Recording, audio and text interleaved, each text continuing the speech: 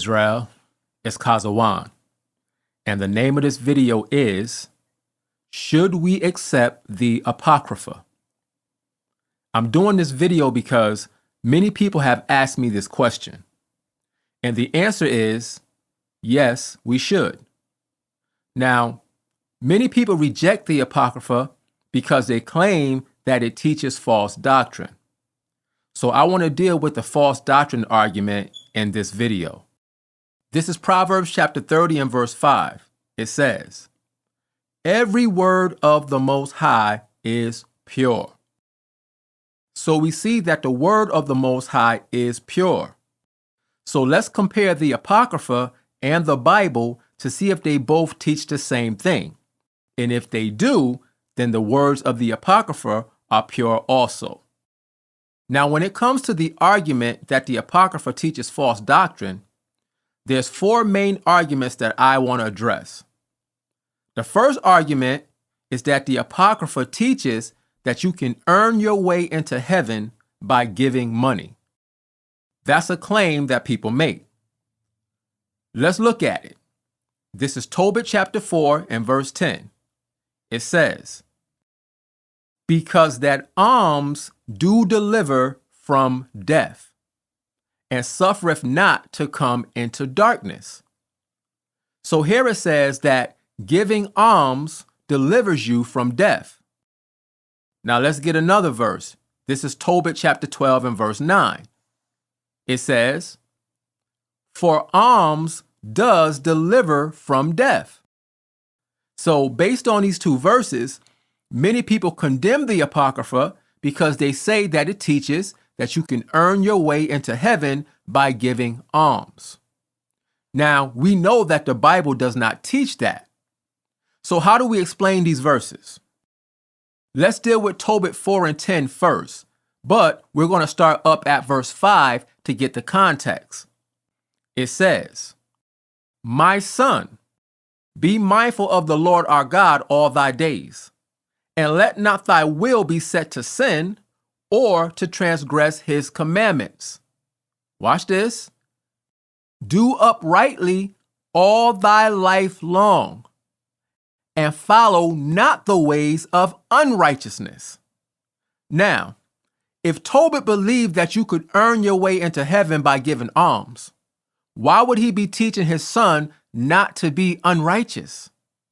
Why tell him to do uprightly all his life if he could just give away alms and earn salvation? Obviously, that's not what Tobit taught or believed. Verse 6, it says, "For if thou deal truly, thy doing shall prosperously succeed to thee, and to all them that live justly." Notice again that Tobit is teaching to live a just life. Verse 7, watch this, it says, "Give alms of thy substance." So Tobit is teaching that it's good to give. It says, "And when thou givest alms, let not thine eye be envious." Meaning, when you give, don't look at what you gave and think about what you could have done with it. Give it away cheerfully. It says, "Neither turn thy face from any poor, and the face of the Most High shall not be turned away from thee." So Tobit said, help out your brothers and your sisters in the truth, if you can. Verse 8, it says, "If thou hast abundance, give alms accordingly." Meaning, if you have a lot to give, then give a lot. It says, "If thou have but a little, be not afraid to give according to that little." In other words, you give whatever portion that you're able to give. Why? Verse 9, it says, "For thou layest up a good treasure for thyself against the day of necessity." In other words, when you give to your brothers and sisters, the Most High becomes generous towards you because of your generosity towards others. When you're willing to give of your substance, rather it be food, clothing, shelter, even finances, When you do that, you build up favor with the Most High, which he releases for you when you find yourself in a time of need. This is what Tobit is talking about. Now, with that context, let's read verse 10. It says, because that alms do deliver from death, and suffereth not to come into darkness. Now, is Tobit saying that you can earn your way into the kingdom by giving alms? No. He's saying that when a person is willing to help others with his substance, the Most High will show favor to that person and deliver him from hard times and even death. So this is not about buying your way into heaven. This is about being a righteous person and obtaining favor from the Most High through your generosity. Verse 11, it says, for alms is a good gift unto all that give it in the sight of the Most High. Why? Because the Most High rewards those who express their love through their actions. Watch. This is Matthew 6:3. This is Yahushua talking. It says, but when thou doest alms, let not thy left hand know what thy right hand doeth. In other words, don't broadcast the good that you do when you give something away. Don't run around telling everybody, I gave this and I gave that. Just give what you're going to give. Why? Verse 4, it says, that thine alms may be in secret. Watch this. And thy Father which seeth in secret himself shall reward thee openly. This is what Tobit was talking about. The Most High will give you favor when you give favors to others. So that's the first one. Now let's go to Tobit chapter 12 and verse 9. It says, for alms does deliver from death. We just broke that down and explained it. It says, and shall purge away all sin. It goes on to say, those that exercise alms, watch this, and righteousness shall be filled with life. So it's not just giving alms, it's living a righteous life. And in order to live a righteous life, you have to turn away from your wickedness. So Tobit is not saying that you can somehow give enough away to earn your place in the kingdom. Again, we have to look at the context of what's being said. Let's go up to verse 8. It says, prayer is good with fasting and alms and righteousness. Clearly, Tobit is not teaching to just depend on alms for salvation. He mentioned prayer, fasting, alms, and righteousness. It says, a little with righteousness is better than much with unrighteousness. Again, Tobit is teaching to live righteously. It says, it is better to give alms than to lay up gold.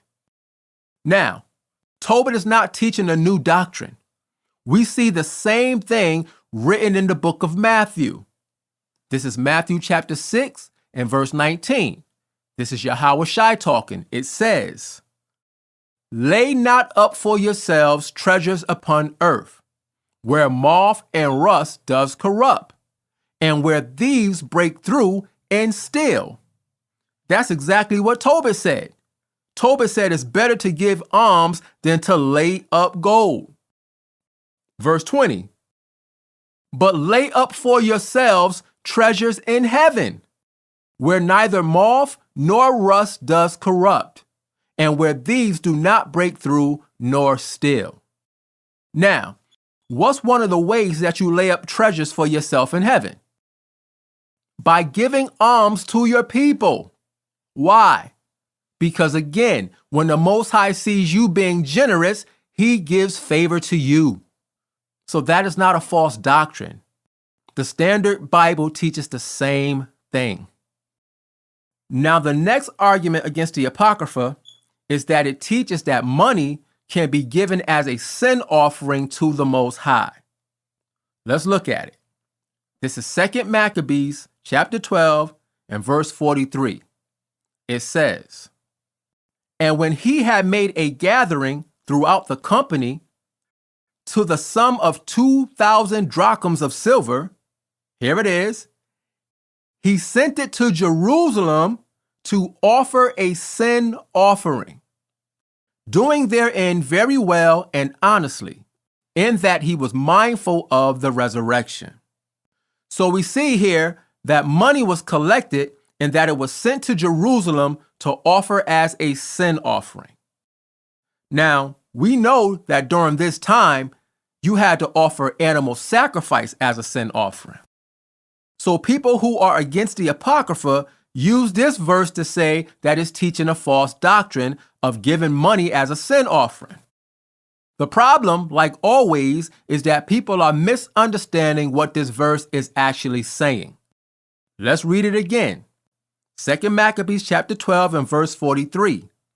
It says, "And when he had made a gathering throughout the company to the sum of 2,000 drachms of silver," that's money, it says, "he sent it to Jerusalem to offer a sin offering, doing therein very well and honestly, and that he was mindful of the resurrection." So again, we see that money was collected and that it was sent to Jerusalem to offer a sin offering. Now, before we explain this, let's go to Exodus chapter 30 and verse 11 to see if we can find the same thing. This is Exodus chapter 30 and verse 11.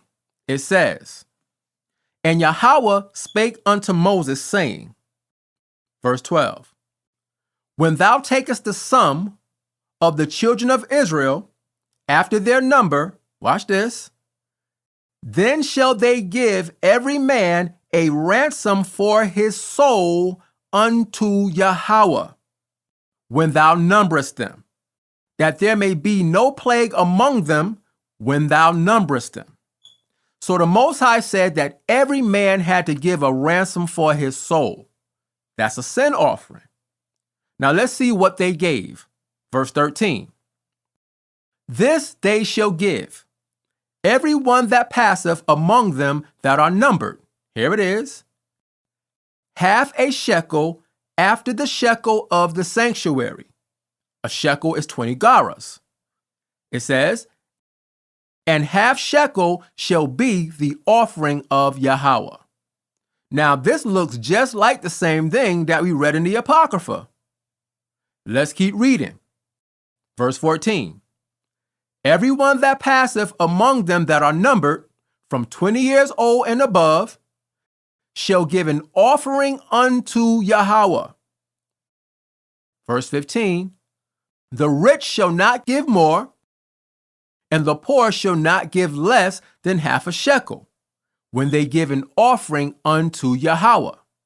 Now, why are they giving this offering? It says, "To make an atonement for your souls." So here we see that money was given for the purpose of atonement. But here is where the misunderstanding comes in. Verse 16. "And thou shalt take the atonement money of the children of Israel and do what?" It says, "And shall appoint it for the service of the tabernacle of the congregation, that it may be a memorial unto the children of Israel before Yahweh." Here it is, "to make an atonement for your souls." You see? So what did they do with this atonement money that was collected? They used the money for the services of the tabernacle. In other words, they used the money to buy the things necessary for the tabernacle to run. They didn't burn the money on the altar as a sin offering. They used the money to keep the tabernacle running, which allowed the priests to offer animal sacrifice. And that's what the Apocrypha is talking about. they collected money to send to Jerusalem for the upkeep of the tabernacle, which then allowed the required sacrifices to be made. So no, the Apocrypha is not teaching a false doctrine. Now, the next argument is that the Apocrypha promotes the ideal of purgatory, or the practice of praying for the dead. Let's look at it. This is 2 Maccabees chapter 12 and verse 43 again. It says, "And when he had made a gathering throughout the company of the sum of 2,000 drachms of silver, he sent it to Jerusalem to offer a sin offering, doing therein very well and honestly," watch this, "in that he was mindful of the resurrection." So this particular brother, whose name was Judas, he believed in the resurrection. Verse 44, "For if he had not hoped that they that were slain should have risen again," here it is, "it had been superfluous and vain to pray for the dead." So the problem that people have here is that it says that this man was praying for the dead. So what's going on here? Well, the point being made in this verse is that this brother Judas definitely believed in the resurrection, because if he didn't, it would have been pointless and vain for him to pray for the dead at all. Now, the problem, of course, is that the Bible does not teach that we should be praying for the dead. So why is it mentioned in the Apocrypha? The answer is this. Just like the Standard Bible, the Apocrypha does not hide the bad stuff that we did. It tells you the good and the bad. When you go into the history during this time, you find that it was common amongst our people to pray for those that died. Even though that's wrong, our people was doing it. Now, why did they do it? Because they didn't have the full understanding of how the resurrection was going to happen. Remember, even later on, during the time of Yahushua, the Sadducees was teaching that there was no resurrection. Watch. This is Matthew chapter 22 and verse 23. It says, "The same day came to him the Sadducees," watch this, "which say that there is no resurrection, and asked him." See that? So even during the time of Yahushua, there were groups teaching that there was no resurrection. And that's why you see Paul breaking down the resurrection in his writings. Now, the brother Judas in the Apocrypha, he believed in the resurrection, but he didn't have the proper understanding of how it was going to take place. So a lot of people during that time, they had good intentions when they prayed for the dead, but they didn't know they were in error. They thought that by praying for the dead, it would increase their chances of rising up in the resurrection. Again, that's why Paul had to give the proper understanding in his writings. This is 1 Thessalonians 4 and 13. It says, "But I would not have you to be ignorant, brethren, concerning them which are asleep." Notice what Paul said. He said, I don't want you to be confused about what's going to happen to those that died. That shows you that some people didn't understand exactly how the resurrection was going to take place. It says, "That ye sorrow not, even as others which have no hope." Verse 14, "For if we believe that Yahushua died and rose again, even so them also which sleep in Yahushua will the Most High bring with him." So Paul said, don't worry about those who died in the truth, because they're going to rise again. So again, this shows you that there were people who did not have clarity on the resurrection issue. Now, let's go back to 2 Maccabees 12 and 44. It says, "For if he had not hoped that they that were slain should have risen again, it had been superfluous and vain to pray for the dead." So again, this brother Judas believed in the resurrection, and he prayed for the dead because he thought he was helping their cause. Verse 45, it says, and also in that he perceived that there was great favor laid up for those that died godly. It says, it was an holy and good thought, meaning he was right in his thinking as far as the reward waiting for the righteous. He was right about that. It says, whereupon he made a reconciliation for the dead, that they might be delivered from sin. So this brother Judas prayed out of the concern for those who died in the faith. He was trying to cover any mistakes they might have made during their lifetime. Now, does that make what he was doing right as far as praying for the dead? No, but it doesn't say that what he was doing was right. This is just a record of what he and others during that time was doing. They didn't have the proper understanding. Now, watch this. If the Apocrypha is wicked for having this story in it, then that would make the Standard Bible wicked too. Why? This is 1 Corinthians chapter 15 and verse 29. It says, else what shall they do, watch this, which are baptized for the dead? If the dead rise not at all, why are they then baptized for the dead? So here we see Paul talking about people who are being baptized for the dead. Now we know that the Bible does not promote this practice, but yet we see Paul talking about it. So does that make the Bible wicked also because Paul is talking about this subject? No. Paul is addressing a particular practice that was happening during his time. There were people who believed that they could get baptized in the place of other people who had died outside of the truth. There was all types of beliefs around, and they had to be addressed. So Paul is using their own thinking against them. He said, look, if the dead don't rise like you guys say, then why are you getting baptized for the dead? You see, Paul is not teaching that it's right to get baptized for the dead, just like the Apocrypha is not teaching that it's right to pray for the dead. Both subjects are being addressed because these are beliefs that our people had. So again, the Apocrypha is not teaching false doctrine. Now, the next argument against the Apocrypha is that it promotes the use of magic. Let's look at it. This is Tobit chapter 6 and verse 1. It says, and as they went on their journey, they came in the evening to the river Tigris, and they lodged there. Verse 2.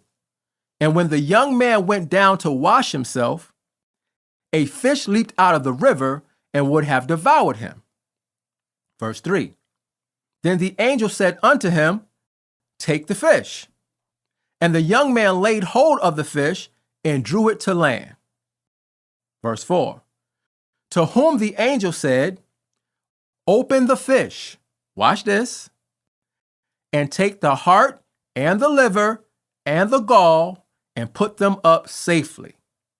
So the angel told Tobias to take the heart, the liver, and the gall of the fish and to put it in a safe place. Verse 5. So the young man did as the angel commanded him, and when they had roasted the fish, they did eat it. Then they both went on their way till they drew near to Ecbatane. Verse 6. Then the young man said to the angel, Brother Azarias, to what use is the heart and the liver and the gall of the fish? So Tobias asked the angel, what are we going to use the heart, the liver, and the gall for? Verse 7. And he said unto him, here it is, touching the heart and the liver, if a devil or an evil spirit troubleth any, we must make a smoke thereof before the man or the woman, and the party shall be no more vexed. Now, the gall of the fish wasn't mentioned yet. This is just dealing with the heart and the liver. The angel told Tobias to take the heart and the liver of the fish and to make a smoke for the purpose of running off evil spirits. So, people against the Apocrypha say that this verse promotes some type of magic. They claim nothing like this is found in the Standard Bible. But is this actually talking about magic? No. What is this smoke that's mentioned? Let's jump down to verse 16. It says, "And when thou shalt come into the marriage chamber, thou shalt take the ashes of perfume, and shall lay upon them some of the heart and liver of the fish, and shall make a smoke with it." So now we see that the heart and the liver of the fish was combined into a perfume. And when you burn the perfume, it was smoke. So we know that this smoke had a particular smell to it, which is why it's called a perfume. Verse 17, "And the devil shall smell it and flee away, and never come again any more." Now, why would the evil spirit smell this smoky perfume and run away? Is it because of some type of magic?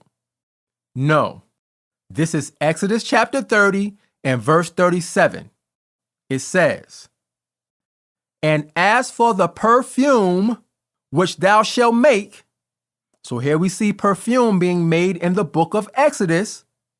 It says, "Ye shall not make to yourselves according to the composition thereof." Watch this. "It shall be unto thee holy for Yahweh." So this perfume that was made was holy unto the Most High. Now let's look up the word perfume in this verse. Here it is. So we see that the word perfume in this verse is the Hebrew word quatarath. And when you go down to the outline of biblical usage, it says incense, smoke. So this perfume was made of a combination of different contents, and it was burned as incense. And the smoke had a sweet odor. Watch. It says, odor of burning, sacrifice. Hold on. So perfume is also the smoke that comes from the burning of a sacrifice. Letter A says, sweet smoke of sacrifice. So now we understand that the smoke from a sacrifice is considered a perfume to the Most High. That's why letter B says incense and letter C says perfume. Now that we understand that, this is Exodus chapter 29 and verse 13. It says, "And thou shalt take all the fat that covereth the inwards," watch this, "and the caul that is above the liver." In other words, that's the lobe of the liver. It says, "and the two kidneys and the fat that is upon them." Watch this. "And burn them upon the altar." So here we see the liver being burned on the altar. The liver, the kidneys, these are all organs. The heart is an organ, the deepest part of the body. All these parts were offered on the altar as a sacrifice. And the smoke from these parts, as we read, creates a perfume that the Most High smells. So now that we understand that, let's go to Tobit chapter 8 and verse 1 to see what happened with the perfumed smoke. This is Tobit chapter 8 and verse 1. It says, "And when they had supped, they brought Tobias in unto her." Verse 2, "And as he went, he remembered the words of Raphael, and took the ashes of the perfumes, and put the heart and the liver of the fish thereupon, and made a smoke therewith." What was Tobit doing? He was offering up a sacrifice to the Most High. He burned up the contents, which caused a smoke or a perfume. Verse 3, it says, the which smell, when the evil spirit had smelled, he fled into the utmost parts of Egypt, and the angel bound him. Now, why did the evil spirit run when he smelled the smoke? Because he knew it was a sacrifice to the Most High. So Tobias was not doing magic. He was giving a sacrifice to the Most High. This is Philippians chapter 4 and verse 18. It says, but I have all and abound. I am full, having received of Epaphroditus the things which were sent from you. Here it is. An odor of a sweet smell. Watch this. A sacrifice acceptable, well-pleasing to the Most High. So again, Tobias was not doing magic. It was a sacrifice, and the smell of the sacrifice was pleasing to the Most High. And when the evil spirit smelled it, he fled away. Now, somebody might say, well, spirits can't smell. So let's see. This is Amos 5 and 21. This is the Most High talking.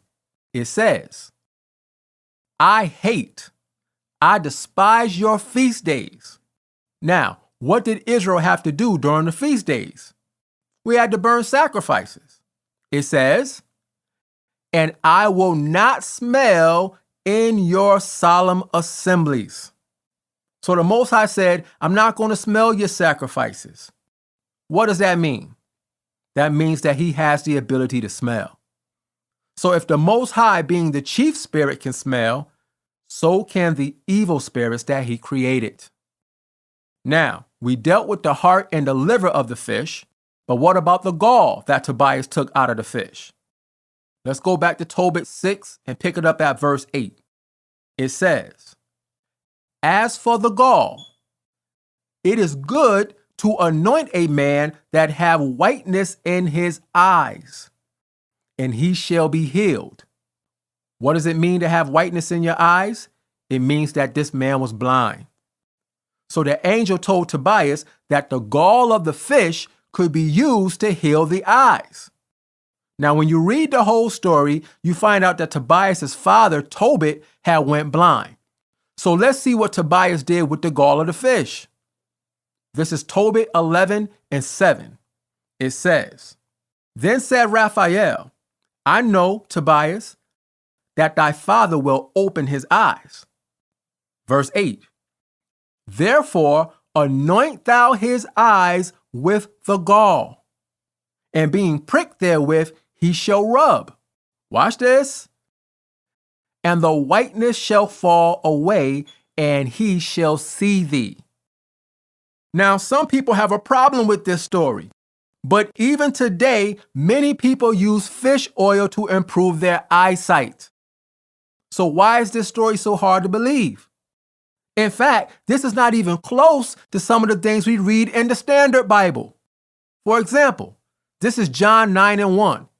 It says, and as Yahushua passed by, he saw a man which was blind from his birth. So Yahushua is out and he sees a man that's blind. Let's jump down to verse 5. This is Yahushua talking. It says, as long as I am in the world, I am the light of the world. Verse 6. When he had thus spoken, here it is, he spat on the ground and made clay of the spittle. So Yahushua spit on the ground to make mud. It says, and he anointed the eyes of the blind man with the clay. Now watch this, verse 7. And said unto him, go, wash in the pool of Siloam, which is by interpretation sent. It says, he went his way therefore and washed, here it is, and came seeing. So this man was able to see after Yahushua spit on the ground and made a mud compound to put on his eyes. Now, the people who come against the Apocrypha, they don't have any problem with this story. Yahushua can use his spit to heal blindness. And that's believable. But using the gall of a fish to make oil to heal blindness is somehow unbelievable. That just shows you the bias of people against the Apocrypha. Both stories are amazing, but you reject the Apocrypha story because you've been taught that the book is false. However, as we just saw, the book is not false. The problems that people have with the Apocrypha is because they don't have the understanding of what it's talking about. The Apocrypha lines up with the Bible through the precepts, and the only reason to reject it is a lack of understanding. Now, there's a lot of other things we could talk about and cover, but I just wanted to deal with the false doctrine aspect. Also, I want to be clear. The Apocrypha that I'm talking about is the authorized King James Version Apocrypha. I'm not talking about the annotated version Apocrypha with those extra verses added. I'm talking about the King James Authorized Version, which includes 1st Esdras, 2nd Esdras, Tobit, Judith, the rest of Esther, the Wisdom of Solomon, Ecclesiasticus, Baruch, the Song of the Three Holy Children, the History of Susanna, Bel and the Dragon, the Prayer of Manasseh, 1st Maccabees, and 2nd Maccabees. Now, if I didn't mention a particular book, that's because I'm not talking about that book. Those books that I just mentioned make up the Apocrypha that I'm talking about in this video. Here's something you can look up for yourself. If you know anything about the Septuagint, which is the Hebrew scriptures translated into the Greek, the Apocrypha was in the Septuagint, and the Septuagint is dated back to 285 BC, meaning before Yahushua was born, the Apocrypha was already included in the Septuagint. Hey, it's Danielle here at 4 Patriots with some really great news. Our all-time best-selling 3-month survival food kit. Also, when you go into the Wycliffe Bible, 1382 AD, the Apocrypha was there. The Coverdale Bible, 1535, the Apocrypha was there. The Great Bible, 1539, the Apocrypha was there. The Geneva Bible, 1560, the Apocrypha was there. The Bishop's Bible, 1568, the Apocrypha was there. The Douay-Rheims Bible, 1609, the Apocrypha was there. And the King James 1611 Bible, the Apocrypha was there. In fact, if you buy a King James 1611 Bible right now, you will see the Apocrypha in it.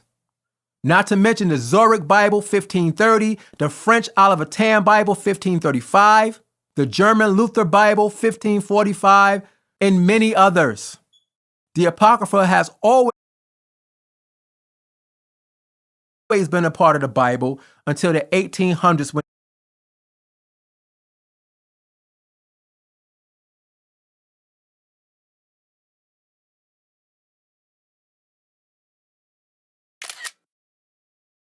it was taken out. You can look that up for yourself to verify it. So should we accept the Apocrypha? Yes. Now, before I end this video, please be advised, all general comments are accepted. If you disagree with something that I say, you have that right. However, if you attack me on a personal level outside of the scriptures and resort to name calling and childish, unspiritual behavior, your comment will be erased and you will be blocked. Also, if you disagree with something that I teach, that's fine. You have the right to comment about it. But if you make a comment in disagreement and you don't use scriptures to support what you're saying, I won't block you, but your comment will be erased. Because I deal with scriptures, not opinions. Now, to the sincere Israelites who watch my videos, I'm not talking to y'all. I appreciate you guys for taking the time out to watch and listen.